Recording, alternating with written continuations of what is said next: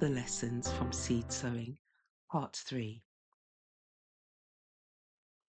In the laws of nature, effect follows cause with unerring certainty. The reaping will testify as to what the sowing has been. The slothful worker is condemned by his work. The harvest bears witness against him. So, in spiritual things, the faithfulness of every worker is measured by the results of his work. The character of his work, whether diligent or slothful, is revealed by the harvest. It is thus that his destiny for eternity is decided. Every seed sown produces a harvest of its kind. So it is in human life. We all need to sow the seeds of compassion, sympathy, and love, for we shall reap what we sow. Every characteristic of selfishness, self-love, self-esteem, every act of self-indulgence will bring forth a like harvest. He who lives for self is sowing to the flesh, and of the flesh he shall reap corruption. God destroys no man. Everyone who is destroyed will have destroyed himself.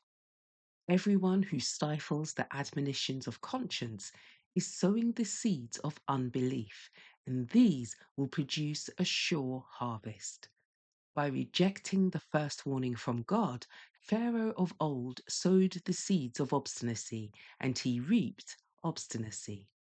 God did not compel him to disbelieve. The seed of unbelief which he sowed produced a harvest of its kind.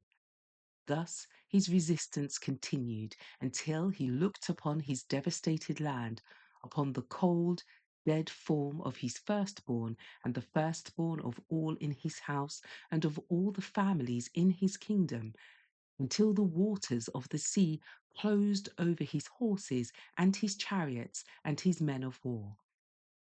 His history is a fearful illustration of the truth of the words that whatsoever a man soweth, that shall he also reap. Galatians chapter 6, verse 7.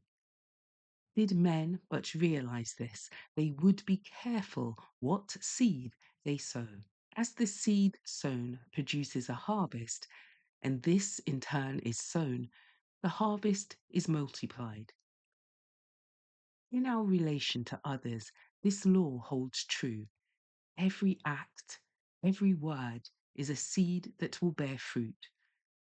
Every deed of thoughtful kindness, of obedience, or of self-denial will produce itself in others and through them instill others. So every act of envy, malice, or dissension is a seed that will spring up in a root of bitterness. Hebrews chapter 12, verse 15, whereby many shall be defiled. And how much larger number will the many poison?